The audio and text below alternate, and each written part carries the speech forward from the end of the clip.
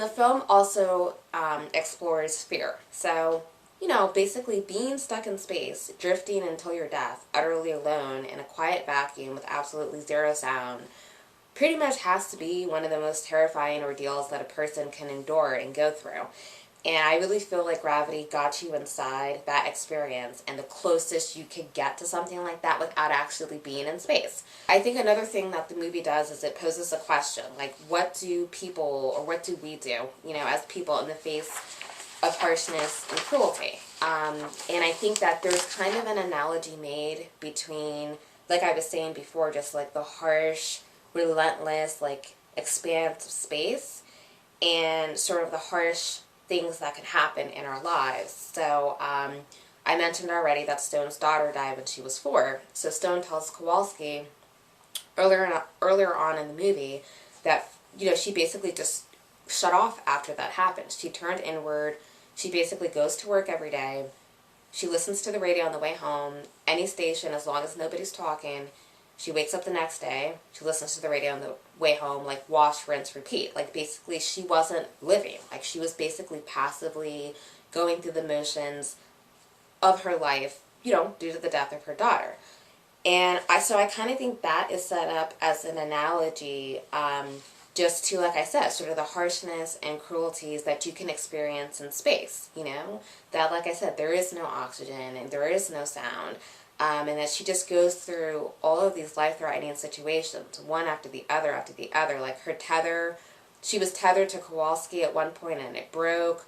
Like I said, she ran out of oxygen in her spacesuit. There was a fire that broke out when she finally got onto the spacecraft, the Soyuz. And then, she finds out there's no fuel. I mean, it's one thing after the other, after the other, after the other. And it's just basically like, how do you react to that? Like, what are you going to do about that? So, in most of these situations in the film, she does fight, like, all of these situations, like, to keep surviving. However, when she finds out that the Soyuz has no fuel, at that point, you can tell she shuts down. Like, that's the point that I had mentioned before, where she can hear that Chinese guy talking to his kid, or baby, I should say, and, like, there's a dog in the background that she can hear barking, and you can see her just, like, sit back and close her eyes and everything else. And, like, basically looks like she's just going to accept that, like, this is my fate, I'm going to die, there's nothing else I can do. At that point, she has a vision of Kowalski. So I haven't mentioned this yet. Well, I did. I told you Kowalski died within the first 15 minutes. What happens is they're tethered to each other, and he doesn't think that they can both survive if he stays tethered to her, okay? So he sacrifices himself, basically, so Stone can live. He untethers himself from her, and he dies, okay? So basically what happens, though, to jump to the part I'm now talking about, where she sees the Soyuz doesn't have fuel, and she's basically giving up and resolves to basically die, she has a vision of him basically floating up to the spacecraft and knocking on the window. He comes in and he basically says, like, look, your kid died. Like, that's the worst, that's pretty much the worst thing that could happen to anybody, generally speaking. But, he's like, even with that, you have to move on. Like, you have to get on with your life. Like, you have to start living again. So then she says to him, she's like, well, there's no fuel. Like, what am I supposed to do? And he says something like, well, there's always a way. You have to find a way. And then, I don't remember, he suggests something to her which ends up working, like basically flying it like you would land it or something, even though she's not technically landing it. And then the vision dissipates, obviously, because he's dead. And then she tries it, and it actually works. So another thing that I really liked about the movie is that it didn't take the cheap, easy route. It did not hook up George Clooney's character with Sandra Bullock. And I'll tell you right now that a different director would have done it. If you kind of just look into the actors' real lives, you'll see that Sandra Bullock and George Clooney have known each other for over 20 years. They're friends. So I'm just saying, a lot of times if you're friends with someone in real life, it can translate into, like, on-screen chemistry. But they didn't hook them up, okay? Kowalski, when you watch the film, is just a joker in general. Like, he's constantly telling funny stories and jokes and stuff like that. So, like, he makes jokes here and there, but that's all it is. And it's perfectly fitting within his personality. I really like that they didn't have some stupid romance happen for no reason and hook them up. I just don't think that every movie has to revolve around a love story. I really appreciate the fact that they didn't go that route and that they even, like I said, far from hooking them up, he dies within the first, I think he's, first 14 minutes of the movie. Symbolism. There's also a lot of symbolism in the movie. If you just look at Dr. Stone, you could say that she emotionally died and gave up on life when her daughter died, and that she then experienced a metamorphosis in Kowalski sacrificing himself so that she could live.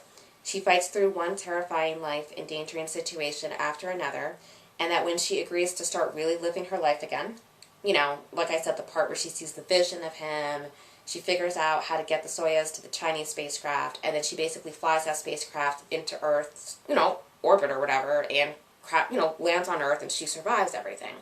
Basically what happens is the spacecraft lands in an ocean, so you see her open the thing to get out. Water rushes in, so she has to kind of fight through that, so that's kind of the last life-endangering situation she's a part of. You see her eventually swim to the surface. So she emerges from the ocean, okay? So that's kind of, to me, that was like symbolism of a rebirth. Kind of like what I was just telling you about, the metamorphosis that she goes through in her ordeal in space. And then you see, basically she lands on a beach, and, she's reorienting herself to the gravity that's on Earth. So, of course, it's difficult for her to walk at first. So she falls. When she tries to stand up, she falls on the sand, and you see her kind of crawling, almost like how a toddler, or no, maybe not a toddler, whatever, like, you know what I'm saying, like a baby's first steps, if you will, like going from crawling to walking, and then she kind of stands fully erect, and there's kind of like, a long shot of her just standing, and the sun's shining down, and that's how the film ends. And that can represent her, it's kind of like she's triumphantly standing at like her full height. That is, to me, was symbolism of her full rebirth at that point of the movie. So if you recall also in the film, when Stone is swimming towards the surface, okay, of the ocean, there's a tadpole that comes in view of the camera, okay, like you cannot miss it, okay, and the tadpole swims a little bit, okay, so I think that tadpole was symbolism. Well, hold on, I think, basically I do think that there was symbolism of evolution in this movie. And what I mean by that is, according to evolution, humans started out as stardust in space. That's how we started out, okay? Then we eventually, we fell to Earth.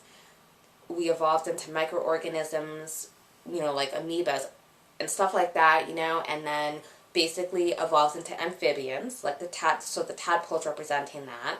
Then from there we evolved into creatures that walked on all fours on the ground, so that could be the part where Stone was crawling on the sand. And then from then we evolved, obviously, like to apes and then to humans. And that's her standing fully erect as a human. So I do think there was also an analogy with evolution in the film. Then, I see online, like I said, I was on IMDb yesterday, like a lot of people seem to have a problem with Kowalski untethering himself from Stone.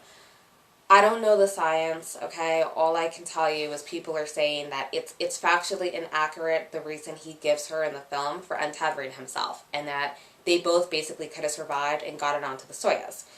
And with that, separately, I guess there's a lot of people who feel like the movie would have been better if Kowalski had lived through the whole film. Like, they would have preferred to have a movie with that interactive dialogue between Kowalski and Stone.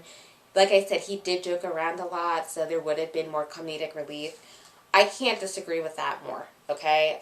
Almost all of the things that I've discussed in my review would have been impossible if Stone had literally been tethered to Kowalski the whole film, okay? Kowalski is a space veteran. He had been doing spacewalks and all that stuff for decades, whereas with Stone, this was her first trip into space. So, just from that's a very different film if the whole film was her tethered to him the first time.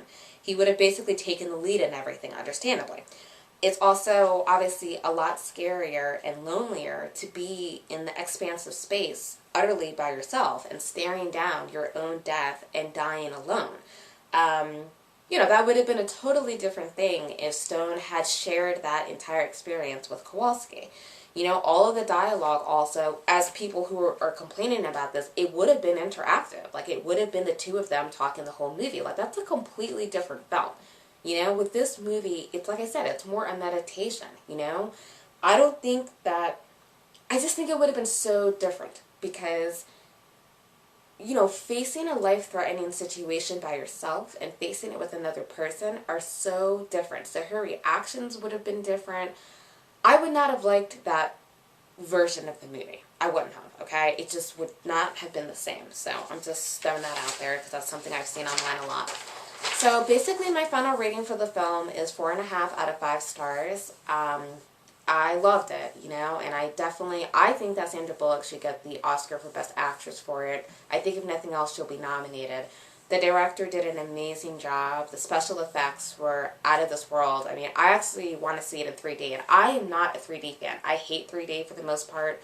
I feel like it detracts from the film-going experience, and it's just unnecessary. But for a movie like this, I feel like it would be awe-inspiring, honestly.